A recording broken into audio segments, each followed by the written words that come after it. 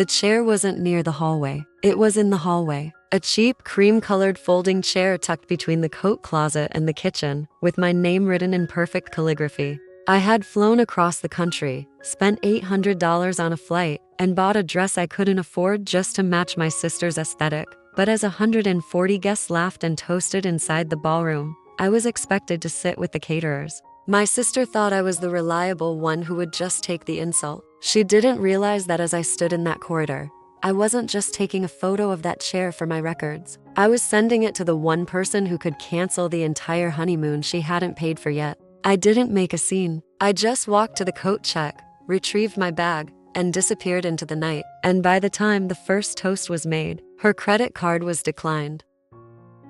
My name is Naomi. I am 31 years old. I am a data analyst at a tech company in Seattle. I moved there 4 years ago, which means I moved there specifically to put distance between myself and the particular family dynamic that had been, for 27 years, the defining condition of my life. The dynamic was not complicated to describe. It simply took a long time to name. My sister Brianna was the center, not by her own design, not entirely, but by the gravitational pull of personality and circumstance, and the particular way my mother Diane had organized her love, which was abundant but not distributed evenly. Brianna was everything Diane had wanted in a daughter. Beautiful in the specific way that photographs beautifully. Socially easy. The kind of person who filled rooms with the kind of warmth that made people want to be near her. She had married Marcus, who was handsome and successful and from a family Diane approved of. And the wedding had been the culmination of everything Diane had been building towards since Brianna was old enough for Diane to start building.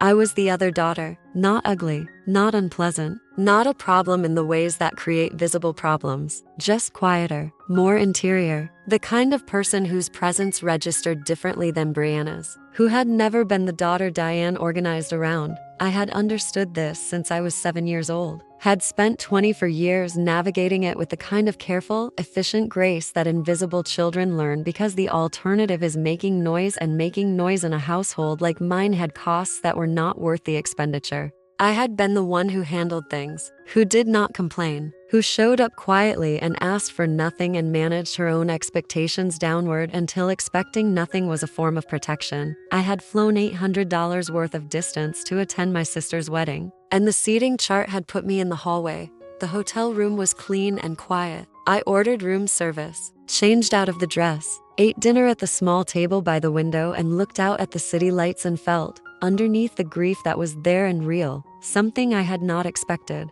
clarity. The particular clarity of a moment that has removed ambiguity permanently. I had spent 27 years telling myself that the imbalance was not as pronounced as it felt, that I was being oversensitive, that the small distinctions and quiet exclusions and invisible hierarchies were things I was reading into rather than things that were actually there. A folding chair in a hallway with my name on a card was not something I was reading into. It was there, documented on my phone, visible to anyone who looked. I did not call my mother that night, did not call Brianna, did not send a message to the family group chat or post anything or reach out to anyone who had been in that venue. I ordered a second glass of wine from room service, finished my dinner, went to sleep.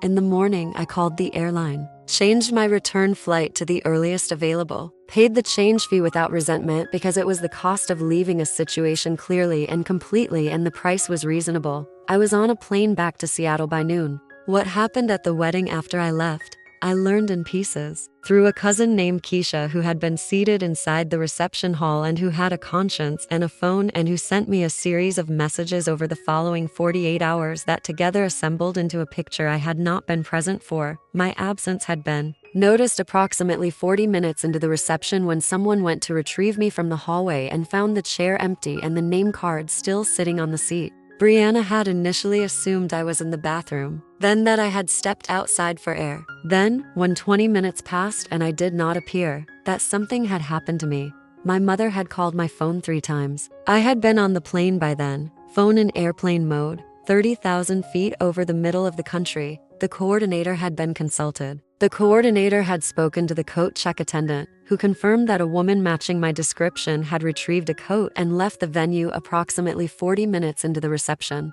The coat check attendant had also, and this was the detail that Keisha relayed with a particular careful neutrality, mentioned that the woman had spent a moment looking at a folding chair in the hallway before going to retrieve her coat. This had caused a conversation between Brianna and my mother that Keisha described as significant, in which the seating arrangement had been examined, in which the question of who had made the decision to seat me in the hallway had been raised, in which the answer had emerged that it had been decided by the wedding coordinator based on the seating chart provided by Brianna and Diane, which had not included a seat for me inside the hall. Keisha sent me a screenshot, the original seating chart document, shared through a wedding planning app, opened for the first time that evening when someone had gone looking for the origin of the decision.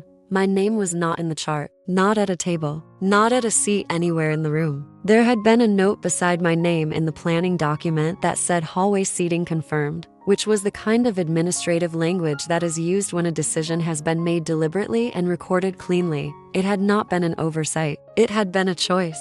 I looked at the screenshot for a long time, at the planning document, at the note beside my name, at the evidence that the folding chair in the corridor had been placed there intentionally, for me after consideration, by the people who had organized the day. I saved the screenshot to my personal cloud storage, filed it next to the photograph of the chair.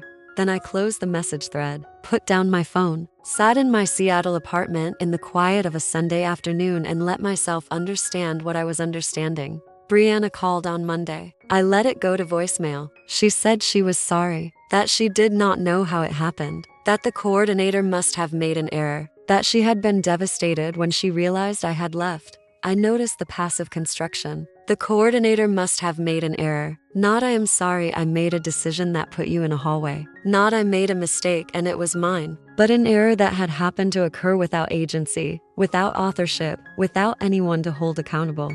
I had heard that construction my entire life. The things that happened to occur. The imbalances that just happened to exist. The invisible hierarchies that were never designed but somehow always had the same shape. My mother called Tuesday. Her message was longer. She said it was an honest mistake. Said the coordinator had misunderstood the instructions. Said the family was hurt that I had left without saying anything. Said I should have come to find someone and told them what had happened instead of just leaving. I should have. That was interesting. I had been put in a hallway, and I should have. I did not return either call that week. Did not respond to the family group chat messages that accumulated over the following days. Did not explain or justify or account for my departure to anyone who asked. I had left a folding chair in a hallway with my name on it and come home. That was the complete account of what I had done. It required no supplementary narrative. My cousin Keisha was the only one I spoke to. She called on Wednesday and did not begin by defending anyone or asking me to understand anyone's perspective. She simply said, "I saw the chair, Naomi, before anyone moved it. I saw it." "I know," I said. "I took a photo too," she said, "because I knew someone would say it was a misunderstanding."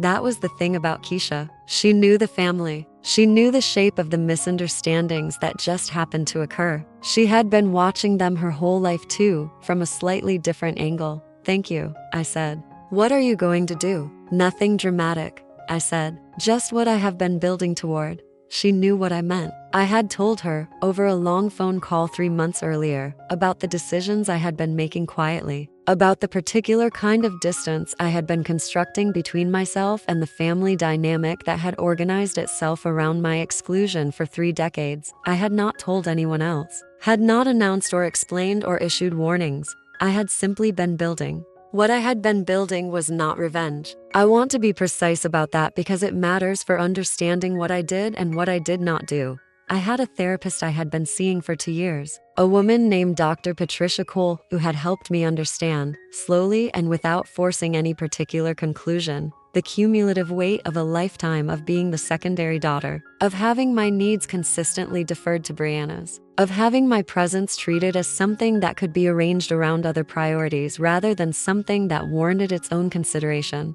In one of our sessions, she had said, "You are not obligated to maintain relationships that consistently cost more than they give." I had written it down, read it often enough that I had it memorized. I was not obligated. That was the thing I had been building toward understanding. The relationship with my mother and with Brianna had costs, real ones. The flight, the dress, the 3 days of leave, the 27 years of quiet accommodation, the folding chair, and what it gave me was a seat in a hallway. I was not obligated to maintain that. I sent one message to my mother and to Brianna separately, not to the group chat, not publicly, privately. On the Thursday following the wedding, it said, I have seen the planning document. I know the chair was not an oversight. I am not angry. I am clear. I am going to take some time and space, the length of which I will determine based on what I need. I wish Brianna and Marcus well in their marriage. I hope everyone is well. That was all. My mother responded within minutes. A long message that cycled through explanation and justification and hurt feelings and the suggestion that I was being dramatic and the reminder that family was family and you did not just walk away from family.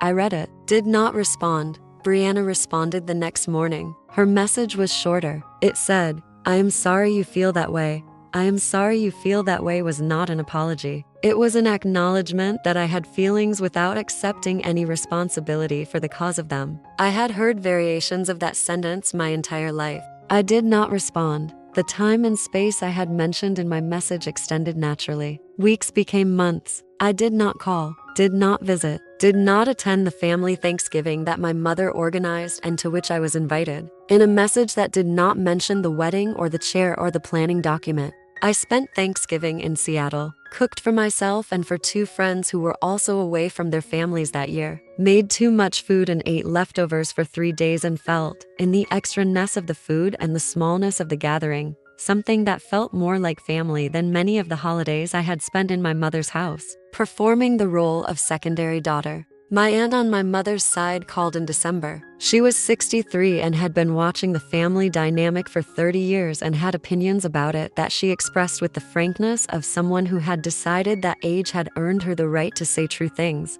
She said, I heard about the chair. I want you to know that I am not going to tell you to make up with your mother or go back to Brianna's wedding photos and smile and pretend it did not happen. I am going to tell you that you were right to leave, and I am sorry it took until you were 31 for someone to say that out loud. I held the phone for a moment after she said it. Then I said, thank you. That is the right thing to say. She laughed. I know it is. Your grandmother would have said the same thing. She had no patience for women who put their daughters in hallways. I thought about that sentence for a long time after. No patience for women who put their daughters in hallways.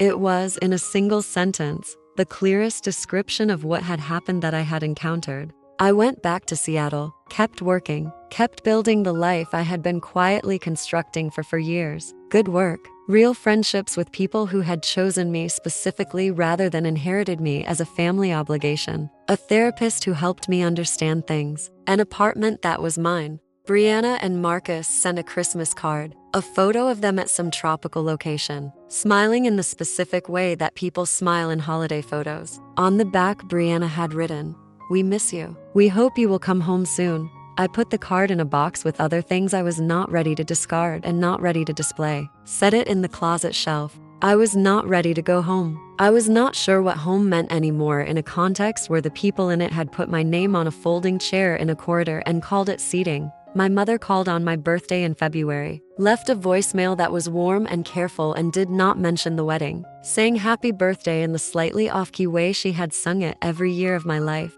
I listened to it twice, felt the real and complicated love in it. The love that was genuine and also insufficient. That had always been genuine and also insufficient. I texted back, thank you for the birthday wishes. I hope you are well. Not cold, not closed. Just honest about the distance that currently existed and needed to continue existing until I understood what I wanted from the relationship and what the relationship was capable of giving. I was working on that understanding, slowly, with Dr. Cole's help, with the patience of someone who has learned that clarity takes longer than anger, but lasts considerably longer too. 6 months after the wedding, Keisha came to visit me in Seattle. We walked along the water, ate at a restaurant I liked, talked about the family with the freedom of 2 people who were far enough from it to see it clearly. She said, Brianna asked me once why you left. I told her the chair was in the hallway. She said, but Naomi always handles things. She said she thought you would just come in and find a real seat.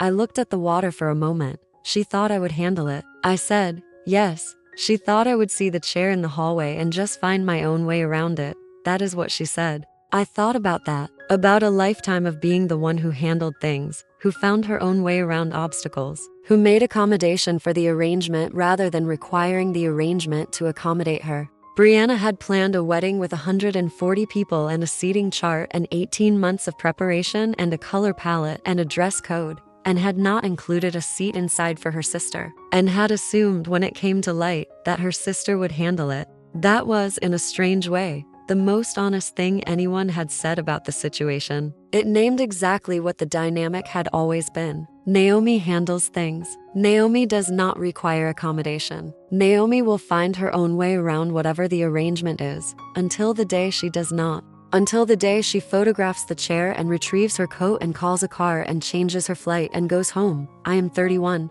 I am in Seattle. I do good work. I have people around me who chose me rather than inherited me. I have a therapist who helps me understand things at the pace understanding actually requires. I have not been back to my mother's house, have not attended a family event, have maintained the distance that I named in my message as time and space, and that has, over 6 months, clarified itself into something that feels less like a pause and more like a renegotiation. What I will agree to going forward, I do not know entirely yet. I know it will not look like the first 31 years. I know it will involve my needs being considered rather than assumed away. I know it will require more than. I am sorry you feel that way. From people who put my name on a card on a chair in a corridor and assumed I would handle it. Whether they can give more than that is a question I am still asking. I am not in a hurry for the answer. The first 31 years taught me that some questions need more time than you initially want to give them. I am giving this one the time it needs. And in the meantime,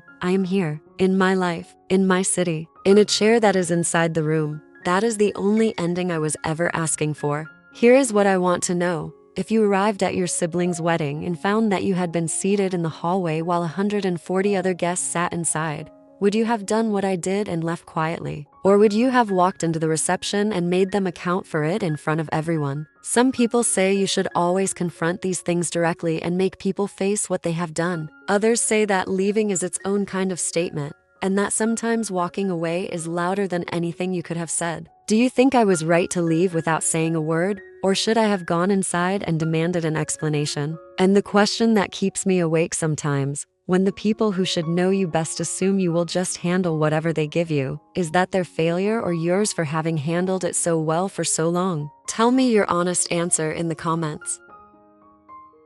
If you believe people should face the consequences of their actions, hit subscribe. I have got more stories of justice that will blow your mind.